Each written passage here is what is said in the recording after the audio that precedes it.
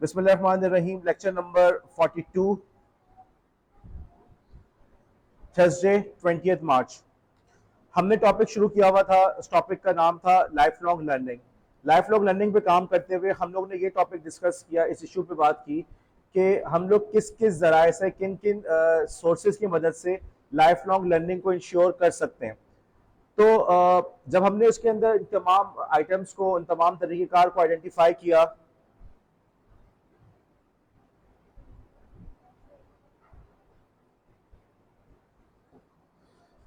तशरीफ ले आइए मैडम। रूसा आगे जगह, आगे बैठो। रूसा, हम लोग बात कर रहे थे लाइफ लॉन्ग लर्निंग के बारे में, किस किस सोर्सेज की मदद से हम लाइफ लॉन्ग लर्निंग को इंश्योर कर सकते हैं। तो हमने एक बात नोट की कि लाइफ लॉन्ग लर्निंग के जो रिसोर्सेज हैं, ठीक है, जिनके जरिए से हम ये चीजें सीख सकते हैं, पढ़ सकते हैं, उन सब के दरमियान एक हमें बहुत बड़ा डिफरेंस नजर आता है। एक तरफ तो हम बात करते हैं वर्कशॉप की। वर्कशॉप कितने दिन की होगी? बहुत से बहुत 2 हफ्ते की, 3 हफ्ते की। उसके मुकाबले में पीएचडी की बात करते हैं, पीएचडी 7 से 8 साल का कोर्स होता है। एक तरफ हम बात करते हैं वेबिनार की, अपनी मर्जी से बैठ जाओ, वेबिनार चल रहा है, साथ में बैठ के अपना चाय वगैरह पीते रहो। और दूसरी तरफ हम लोग देखते हैं for example diploma courses, right. Diploma courses के लिए हमें पूरा पूरा साल लग जाता है, बाज़ दफ़ा आधा साल का होता है। क्लासेस को अटेंड करना पड़ रहा है, आपको असाइनमेंट्स वक्त पे सबमिट कराना पड़ रहा है। तो हमने इस बात को रियलाइज़ किया कि हमारे जो एजुकेशन के मुख्तलिफ ज़राए तो हैं, लेकिन तमाम एजुकेशन के ज़राए के दरमियान हमें कुछ फ़र्क नज़र आ रहा है, ठीक है। तो हमने उस फ़र्क के ज़रिए से एजुकेशन की टाइप्स को और स्किल्स की टाइप को डिफ्रेंशिएट करने की कोशिश की। सबसे पहले हमने बात की टाइप्स ऑफ एजुकेशन क्या है। टाइप्स ऑफ एजुकेशन हमारे पास बुनियादी तौर पे 3 किस्म की है, फॉर्मल, नॉन फॉर्मल और इनफॉर्मल। फॉर्मल एजुकेशन वो तरीक़ेकार है जिससे आप लोग बचपन से वाकिफ है। जब आप लोग को स्कूल में एडमिशन कराया जाता है तो ये फॉर्मल एजुकेशन ही का एक तरीक़ाकार है। आपने देखा कि फॉर्मल एजुकेशन के अंदर आपके पास एक लगा बंदा आपको एक इदारे में एडमिशन लेना पड़ता है, ठीक है। उस इदारे का रिकॉग्नाइज होना जरूरी है। हर अरे गैरे किसी भी इदारे के अंदर अपनी मर्जी से दाखिला नहीं ले सकते। उसका किसी न किसी एक्रीडिशन इदारे से उसका क्लैरिफिकेशन, उसका सर्टिफिकेशन का होना ज़रूरी है। वहाँ पे बाकायदा तौर पे टाइम के ऊपर असेसमेंट की जाती है। असेसमेंट के बेसिस के ऊपर आप लोग को सर्टिफिकेट्स मिलते हैं, डिप्लोमा मिलता है या डिग्री मिलती है। इसके अलावा टाइम बाउंड होता है, एक खास मखसूस वक्त के अंदर आप लोग तमाम कोर्सेज को कंप्लीट करना होता है। इसकी बहुत बड़ी एग्जांपल्स आपकी स्कूल की पढ़ाई, कॉलेज की पढ़ाई, आपके यूनिवर्सिटी की पोस्ट ग्रेजुएट डिप्लोमा की और आपकी पीएचडी, इस तमाम फॉर्मल एजुकेशन की एग्जाम्पल है। एक खास करिकुलम है, उस करिकुलम को ये फॉलो करेगा, खास सिलेबस के जरिए से वो आपको पढ़ाने की कोशिश करेगा। उसके मुकाबले में हमारे सामने एग्जाम्पल मौजूद है नॉन फॉर्मल की। नॉन फॉर्मल को समझने के लिए सबसे आसान तरीका यह है कि आप उसकी एग्जाम्पल्स पे तवज्जो दें। नॉन फॉर्मल एजुकेशन है आपके सामने फॉर एग्जाम्पल आपकी वर्कशॉप्स, वेबिनार्स, सेमिनार्स, ठीक, ऑनलाइन सर्टिफिकेट कोर्सेज, ये तमाम चीज़ें नॉन फॉर्मल एजुकेशन कहलाती हैं।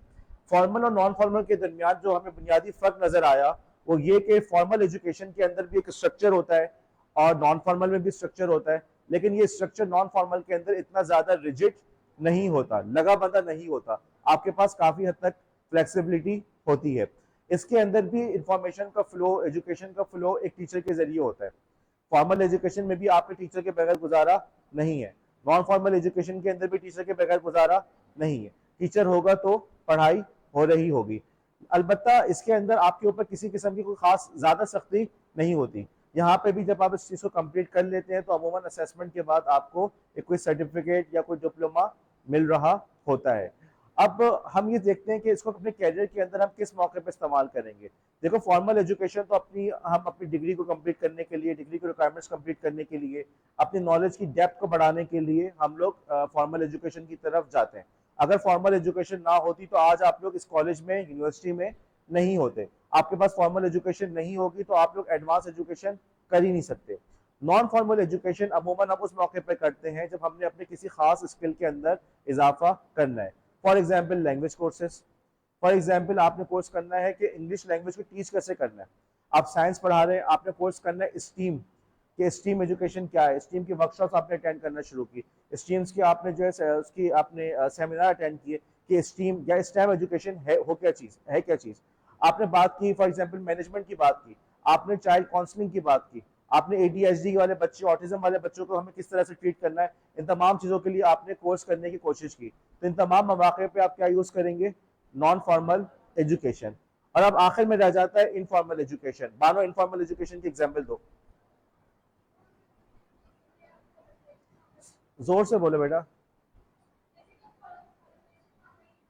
बिल्कुल, जैसे हम आपस में कोलैबोरेट करके एक दूसरे से कुछ सीखने की कोशिश करें, तो ये चीज इनफॉर्मल के अंदर आ रही है। इसके अंदर किसी भी किस्म का कोई स्ट्रक्चर नहीं है। ये वो तरीकेकार है जिसके अंदर आप अपने तजस्सुस से, अपने शौक से कुछ चीजों को दूसरों से गेन करने की कोशिश करते हैं। मैंने अपने कॉलेज की एग्जाम्पल दी, यहाँ पे आपके पास सफदर साहब है, सर शर्जील है। एक तरीका ये है कि आपने उनसे फॉर्मल एजुकेशन हासिल की, सर सफदर ने आपको उर्दू पढ़ा दी, सर शर्जील ने आपको साइकोलॉजी पढ़ा दी, फिलोसफी पढ़ा दी, ओके। और दूसरा तरीका ये है कि आपने इनफॉर्मली उनसे कुछ दूसरी चीजें भी गेन करने की कोशिश की। आपने देखा कि सर सफदर किस तरीके से बात करते, उनका तकरीर का अंदाज किस तरीके से, सर शर्जील किस तरह से तकरीर कर रहे, उनकी प्रेजेंटेशन का तरीकाकार क्या है। वो बाकायदा आपको प्रेजेंटेशन नहीं पढ़ा रहे, वो बाकायदा आपको स्पीच करना नहीं सिखा रहे, वो रेटोरिक्स आपको नहीं पढ़ा रहे, लेकिन आपने उनकी शख्सियत से इन तमाम चीजों को अपने तौर पे सीखने की कोशिश की। तो ये चीज क्या है? इनफॉर्मल। क्या इसके अंदर किसी किस्म का कोई स्ट्रक्चर है? क्या कोई टाइमलाइन है? क्या कोई असेसमेंट है?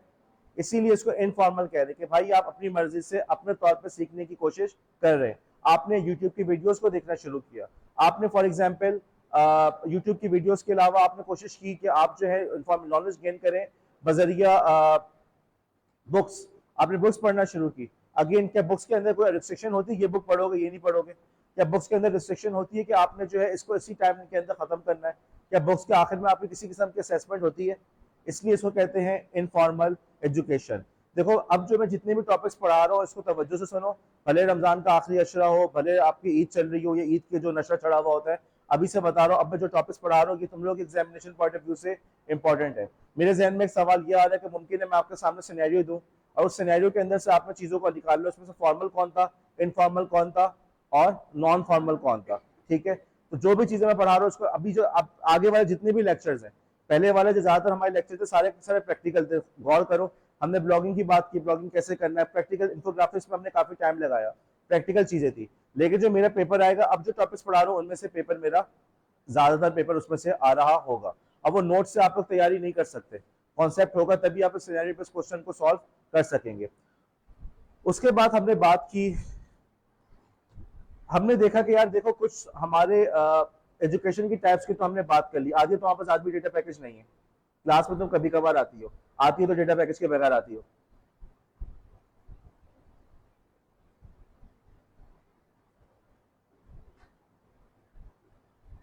क्या लिखा हुआ है स्लाइड पे? फिजा स्लाइड पे क्या बना हुआ है? फिजा क्या स्लाइड पे क्या बना हुआ है? तो हमने एक तो बात की कि एजुकेशन के तरीकेकार के अंदर हमें फर्क नजर आ रहा है। अब उस एजुकेशन के तरीकेकार के अंदर जो फर्क है, तो हम इसके अलावा ये भी नोट करते हैं कि इसमें जो चीजें हम गेन कर रहे हैं उसके अंदर भी हमें कुछ फर्क नजर आ रहा है।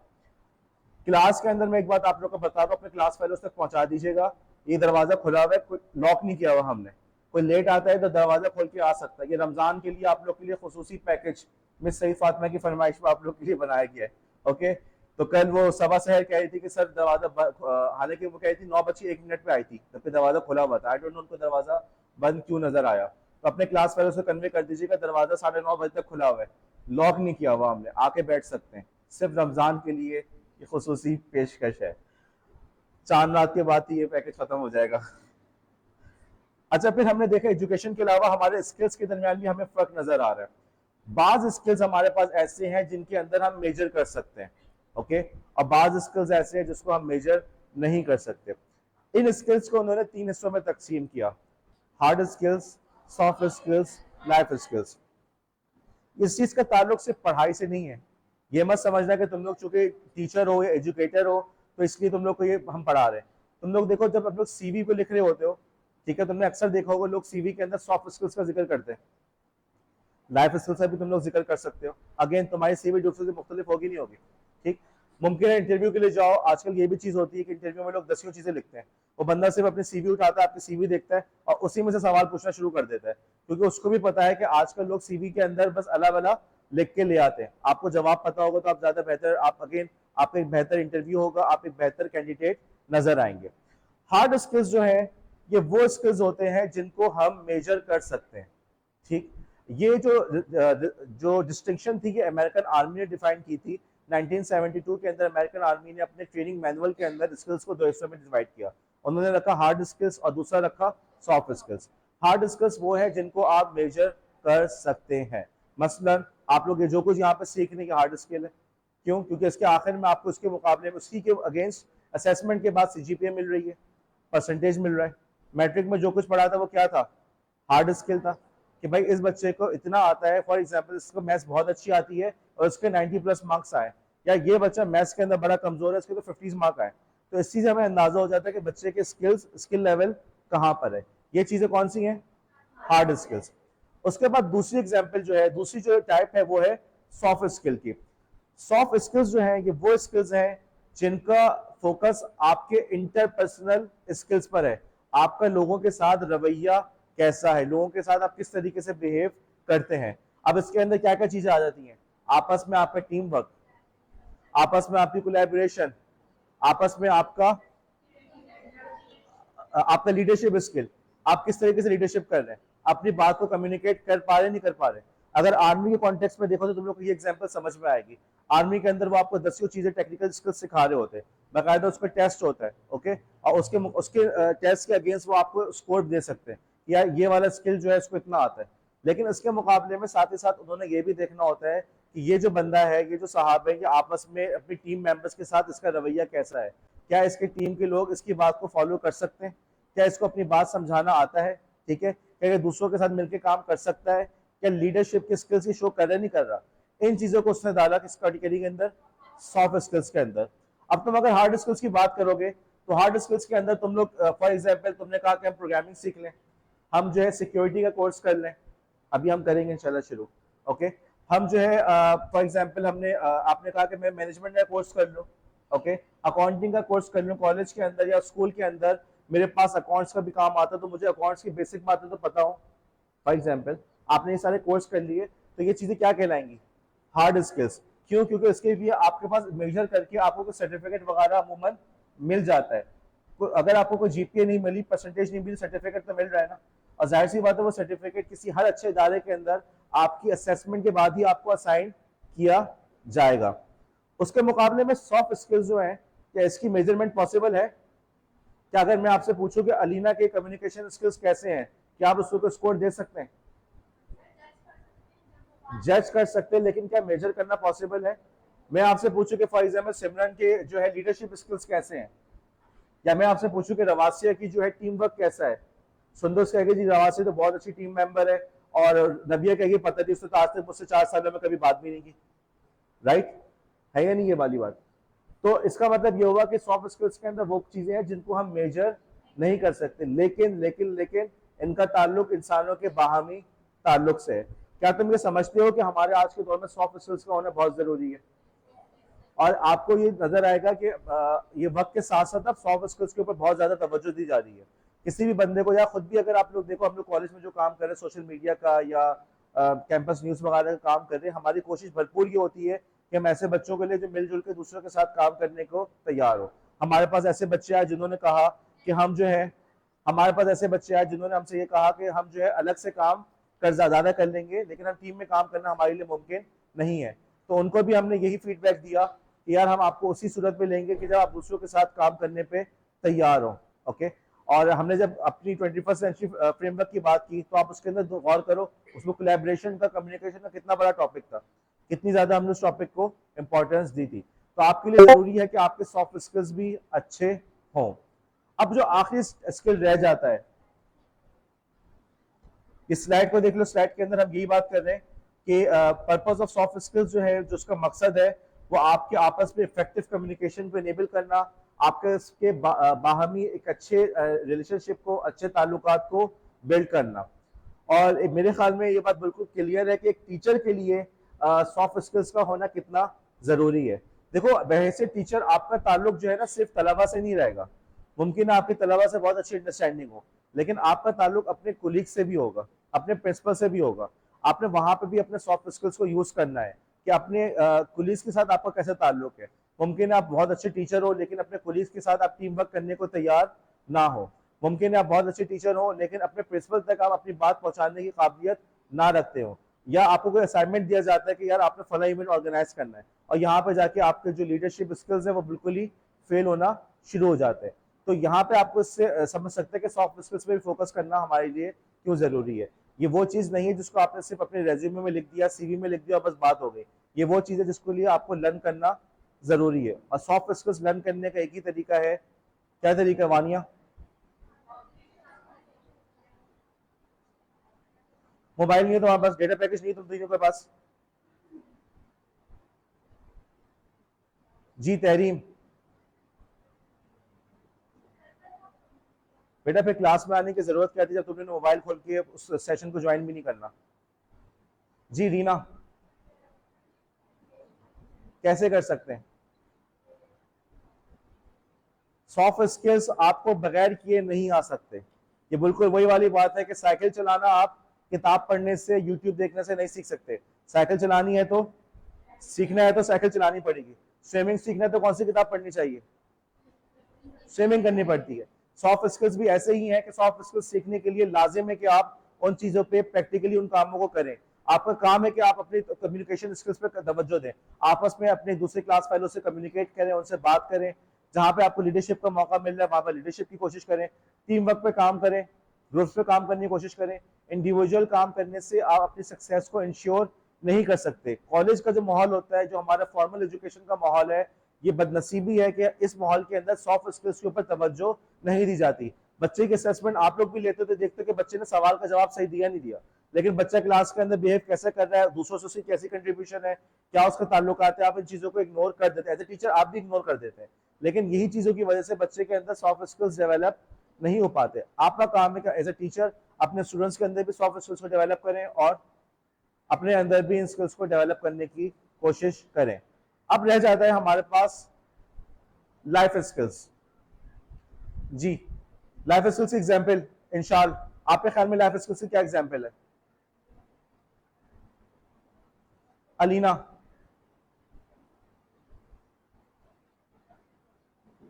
अलीना अरूसा, तुम लोग रेगुलर भी नहीं आ रहे मेरी क्लास में। जी लाइबा, लाइफ स्किल की क्या एग्जाम्पल जहन में आ रही है?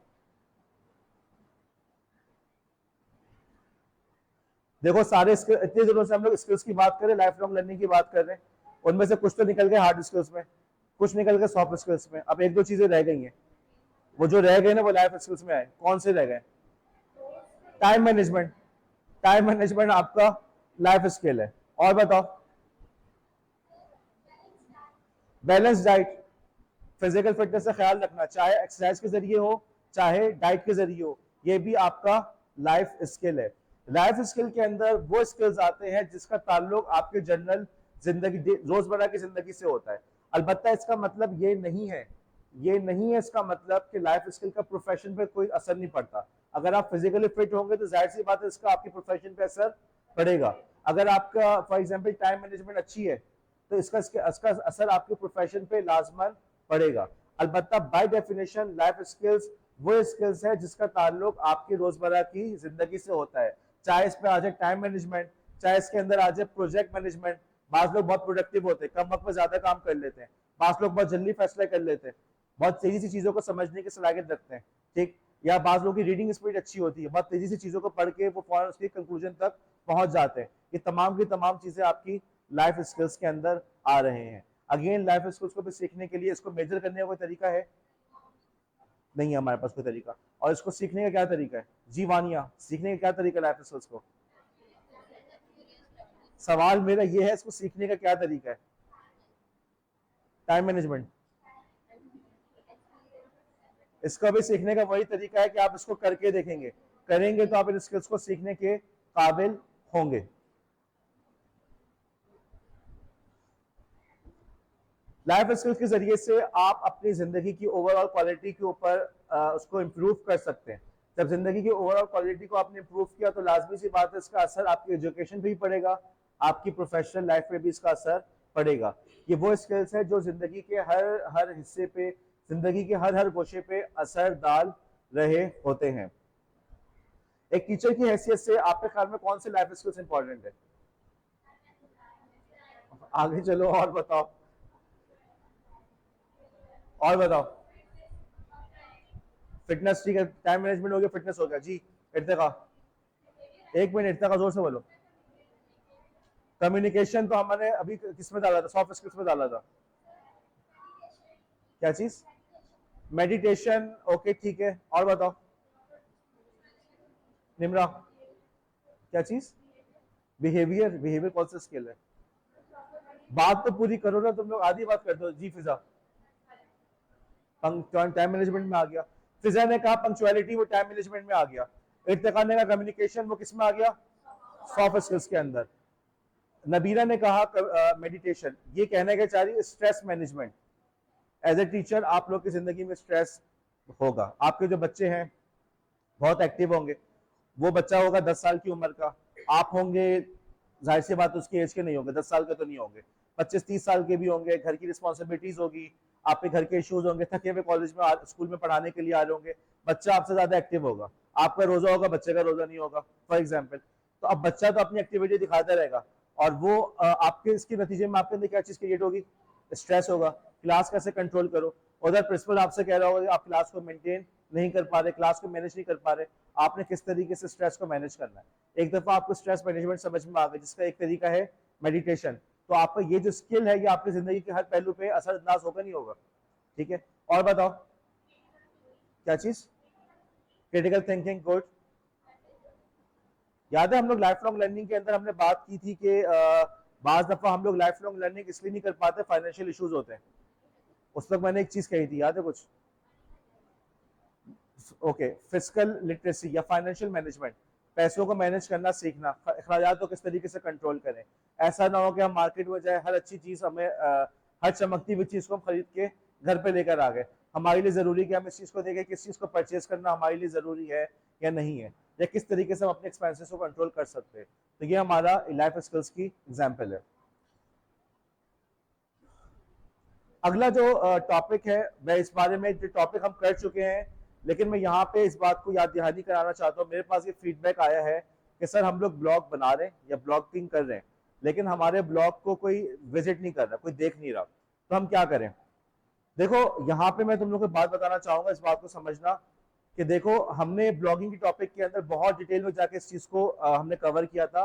मैं दोबारा इस बात को इसको रिट्रेट कर रहा हूँ, दोबारा इस बात को दोहरा रहा हूँ कि देखो आपका जो ये सोशल मीडिया प्लेटफॉर्म्स है, ठीक है, चाहे इंस्टाग्राम हो चाहे फेसबुक हो, यहाँ पे आपको इंस्टेंट ग्रेटिफिकेशन मिलती है, फौरन आपको रिस्पॉन्स मिल जाता है। इंशाल्लाह, मैं किस चीज की बात कर रहा हूँ?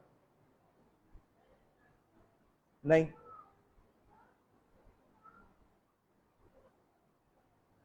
राबिया आ जाके बैठो यहाँ पे, अलीशा के बराबर में आके बैठो। बस अलीशा, अलीशा इशफाक के बराबर में आके बैठो, जल्दी से आओ, सामान छोड़ दो वहीं पे, इतना सारा सामान लेकर आई हो। ओके, हम बात कर रहे थे सोशल मीडिया पे। सोशल मीडिया पे आपको फौरन लाइक्स मिल जाते हैं, फौरन शेयर मिल जाते हैं, उससे आपको बहुत जल्दी खुशी महसूस होती है, लेकिन इसी का साथ साथ उसके साथ कुछ और नुकसान भी मिल रहे होते हैं। पहली बात, लोगों ने बात अक्सर बेशतर बगैर देखे बगैर पढ़े लाइक कर दिया होता है। ओके, कंटेंट पे आपका कोई कंट्रोल नहीं होता, उनकी जो कंटेंट पॉलिसी आप उसको फॉलो करने पे मजबूर है। आपके सामने एक एग्जांपल है कि फेसबुक के ऊपर बहुत सारे टॉपिक्स जो हैं उसके ऊपर बात नहीं की जाती, इसराइल के ऊपर बात नहीं की जा सकती, और भी बहुत सारे इश्यूज में हम बात नहीं कर पाते।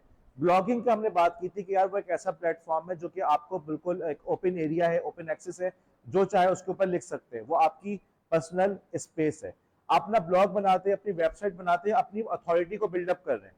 देखो हर चीज को आप मेजर लाइक्स से नहीं कर सकते कि मुझे लाइक्स मिले, मुझे कमेंट्स मिले तो मैं मेरी चीज पॉपुलर हुई है। बहुत सारी चीजों के वैल्यू का ताल्लुक इस तरह से ऑब्वियस नहीं होता। उसमें से एक बड़ी चीज जो है वो आपका ब्लॉग है। ओके, आपके लिए लाजिम है कि देखो ब्लॉग को बगैर किसी इस चीज को सोचे हुए कि हमें उसमें लाइक्स मिल रहे नहीं मिल रहे, कमेंट्स मिल रहे नहीं मिल रहे, हम अपने ब्लॉग को कंटिन्यू करें। अलबत्ता अगर आप चाहें ये देखना कि हमारे ब्लॉग को कितने लोगों ने देखा, तो उसके लिए आप गूगल एनालिटिक्स को यूज कर सकते हैं।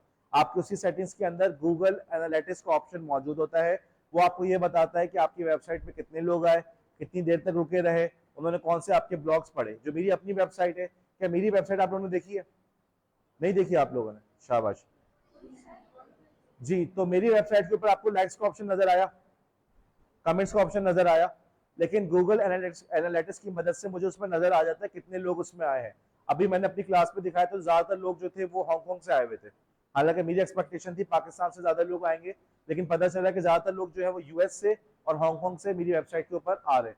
तो ये चलो फीडबैक अगर आपके लिए जरूरी है, अगर आपको ख्वाहिश है कि आपको पता हो कितने लोग आ रहे हैं, तो आप गूगल एनालिटिक्स को यूज कर सकते हैं। लेकिन हमारा वेबसाइट ब्लॉग बनाने का मकसद ये हरगिज नहीं था। हमारी कोशिश ये थी कि हम अपना हमारे पास एक अपनी पर्सनल स्पेस हो जहाँ पे हम अपनी क्रिएटिविटी को दिखा सके। और सबसे बड़ी बात है कि जब आपका कंटेंट जमा होता जाता है तो आप खुद एक अथॉरिटी बन जाते हैं, या फला टॉपिक के ऊपर इस बंदे ने बड़ा अच्छा लिखा हुआ है, तो लोग आप ही की वेबसाइट पे आते हैं, आप ही के पास आते हैं। हम तो इस चीज को बिल्डअप करना चाह रहे हैं।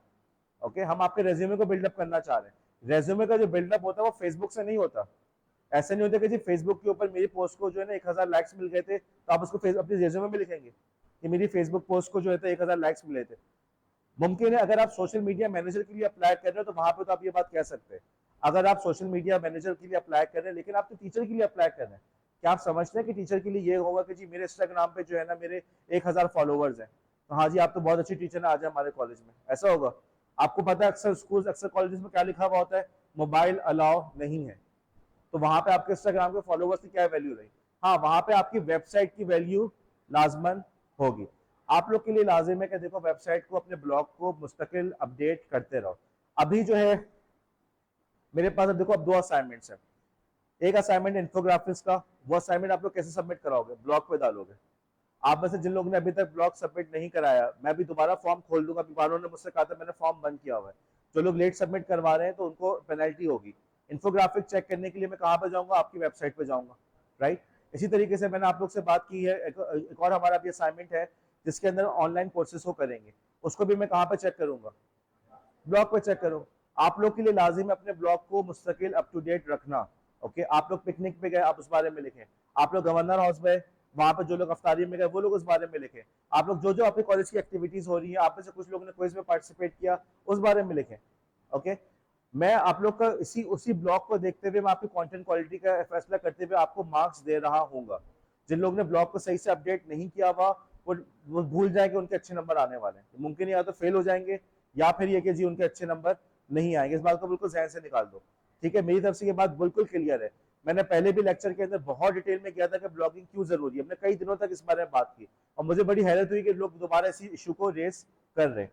अब मैं आपको दोबारा एक दफा याद दहानी कर रहा हूँ, आपके लिए लाजिम है ब्लॉग को लाजमन मुस्तकिल उसको अप टू डेट रखना। जितना ज्यादा क्वालिटी कंटेंट होगा उतने ज्यादा मेरी तरफ से आपको मार्क्स मिलेंगे, ठीक है? और मैं पहले भी कह चुका हूँ कि आप लोग को जो राइटिंग का जो पेपर होगा वो आप लोग को मैं बता भी चुका हूँ कि यार सवाल पहले से भी बता दो तब भी बच्चा गलत कर रहा होता है। तो आप में से जिन लोग को उम्मीद है कि उसमें हम नंबर मार्क्स गेन कर लेंगे तो ये खुशफहमी है आप लोग की। ओके, अच्छा, अब जो हमारा अगला टॉपिक हम शुरू करना चाह रहे थे जो कि आज हम लोग नहीं कर सके, वो है ऑनलाइन लर्निंग। देखो, online learning examination point of view से कराची यूनिवर्सिटी के पेपर के लिहाज से एक बड़ा इंपॉर्टेंट टॉपिक है। वो तुमसे पूछेगा कि जी ऑनलाइन लर्निंग क्या होती है, हम ऑनलाइन लर्निंग के क्या फवायद होते हैं, वो आपसे यही सवाल पूछेगा। मेरे पास एक तरीका ये है कि मैं नोट्स पकड़ा दूं, उसके एडवांटेजेस डिसएडवांटेजेस पढ़ा दूं। और दूसरा तरीका ये है जो ज्यादा बेहतर है कि मैं आप लोग को पुश करूं कि भाई इसी सेमेस्टर के अंदर कम से कम 2 से 3 ऑनलाइन कोर्सेज तुम लोग कवर कर लो। एक तो ये कि तुम लोग को हैंड्स ऑन एक्सपीरियंस हो गया, कल जब पेपर देने बैठोगे तुम्हें नोट्स ना भी याद होगे, तुम अपने एक्सपीरियंस के बेसिस पे आंसर सही सही लिख रहे होगे, नंबर 1। नंबर 2, तुम्हें ये इसका एडवांटेज मिल जाएगा कि अभी तुम लोग ने अगर ऑनलाइन कोर्सेज कर लिए तो कल कला जब तुम लोग लाइफ लॉन्ग लर्निंग पे अमल कर रहे होगे तो ऑलरेडी तुम लोग अपने एक्सपीरियंस के बेसिस पे तुम लोग के लिए उसको करना मुश्किल नहीं होगा। हमने 2 ऑनलाइन कोर्सेज करने, ओके, एक है सिस्को का और दूसरा जो है कोड एकेडमी का। इस बात को इतना हल्का मत लेना। अभी हमारे पास कॉलेज के अंदर कुछ एक सिस्को की एक खातून आई थी, उन्होंने कहा कि जी मेरा सिस्को से ताल्लुक है और हम ये ऑनलाइन कोर्सेज करवाना चाहते हैं। और जब उन्होंने बताया तो पता चला ये काम तो हम ऑलरेडी करा रहे हैं। ये वो चीजें हैं जिसके लिए लोग जो है आपको 40,000 रुपीज चार्ज कर रहे हैं। अब वो चीज हम आपको यहाँ पे कॉलेज के अंदर फ्री करवा रहे हैं। तो इन चीजों को इतना हल्का मत लो, ये चीजें तुम्हारे लिए बहुत ज्यादा फायदेमंद है, बहुत ज्यादा बेहतर है। और वंस अगेन दूसरे बंदे के सीवी में नहीं होगा, आपके सीवी के अंदर ये चीजें होंगी। नंबर 1, एक तो हमारे असाइनमेंट का हिस्सा है, मैंने इसके बेसिस पे तुम्हें मार्क्स देने के, तो तुम्हें करना ही करना है। नंबर 2, जब तुम लोग इससे इस सेमेस्टर से फारिग होते हो तो अपनी इस ऑनलाइन एजुकेशन के प्रोसेस को कंटिन्यू करो, ठीक है? अब मैं अटेंडेंस ले रहा हूँ, मैं कल क्लास लेने पे मजबूर हूँ क्योंकि कल मैंने कि दोनों कोर्सेज स्टार्ट करवाने। कल की क्लास के अंदर मैं आऊंगा, मैं आपके सामने वेबसाइट के अंदर लॉग इन करूंगा, थोड़ा सा कोर्स वगैरह करके दिखा दूंगा। मेरा नहीं ख्याल कि बहुत ज्यादा टाइम लगेगा, लेकिन कल की क्लास जरूरी है। ये मेरी पूरी कोशिश है कि ईद से पहले पहले मेरे सारे असाइनमेंट कंप्लीट हो जाए। ओके, ईद की छुट्टियों के अंदर आई नो आप लोग बिजी होंगे, मतलब सभी बिजी होते हैं ईद पे, लेकिन फिर भी आपके पास एक पीस ऑफ माइंड होगा, उस पीस ऑफ माइंड की मदद से कॉलेज के जो आवर्स है उसके अंदर अपने असाइनमेंट्स कंप्लीट कर लें। अप्रैल का महीना मेरे कोर्स के हवाले से आप लोग को टेंशन नहीं होगी, सिर्फ और सिर्फ आपने आके लेक्चर अटेंड करना होगा। उस वक्त भी हम इंपॉर्टेंट टॉपिक्स कवर कर रहे होंगे, लेकिन असाइनमेंट्स हमारे सारे कंप्लीट हो चुके होंगे। अटेंडेंस ले लो मैं आप लोग की, बेटा दरवाजा खोलो।